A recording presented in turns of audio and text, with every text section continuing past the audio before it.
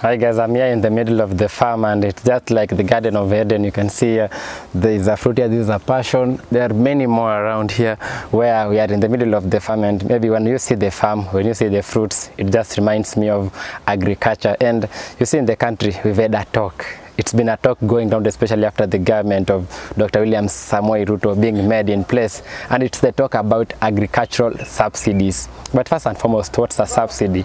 A subsidy is a government intervention whereby government opts to pay part of the input cost or the output cost to ensure that a farmer pays less than normal. And so when we talk about this issue of subsidy, the greater discussion has been, should we have consumer subsidies or we should have production subsidies? When we talk about consumer subsidy, it's that cost whereby when you go to buy unga, if unga retails at 230 shillings, through government intervention it may pay for you 130 shillings. You end up buying that packet of unga at 100 shillings, just as what we saw during the Kenyatta regime that has just been bypassed with time.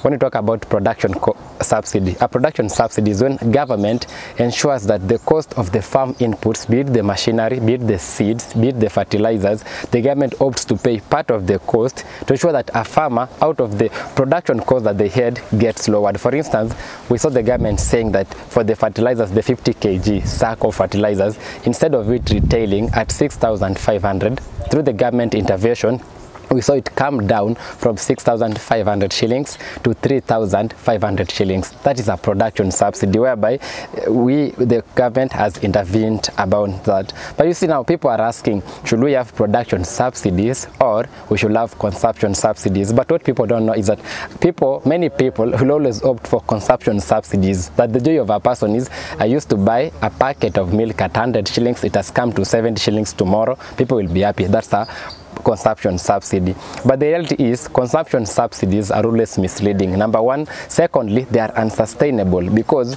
if the government pays for me for a packet of milk lowered down by 30 shillings, it is for a short period of time, then it will go back to normal. But what about production subsidies? People don't root for them, but it's because it takes time before you see its fruits, because it's an investment, it's a policy, it's a long-term investment.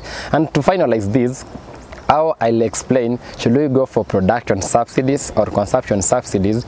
I liken and use an analogy of a new principal who sets in a school. And when the principal sets in a school, he gets the school is having a mean score of 5.0 in the national examination. And the mood in the school, the parents, the students, they want the school to be at mean 8.5. Just like ours, a country where things have skyrocketed in terms of the cost, and everyone wants the cost to come down and the economy to be sustainable. But now, the principal gives the school two options. Will I, as the principal, search for the school exam leakages in the first year, so that through the exam leakages, the students will cheat in the examination, get 8.5 the following year in the examination, but because it was a leakage, the second year, the school will be back to 5.0 because they never built such a capacity?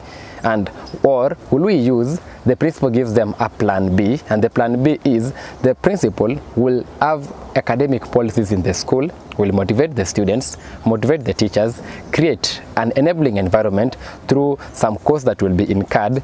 With a period of around 3 years, the foundation will be established and the school will be in mean 8.5, but it takes 3 years, but the school will never be back at 5.0.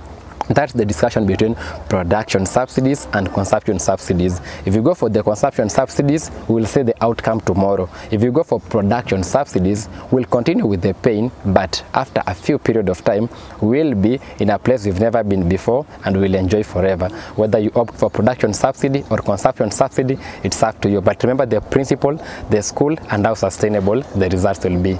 I rest my case.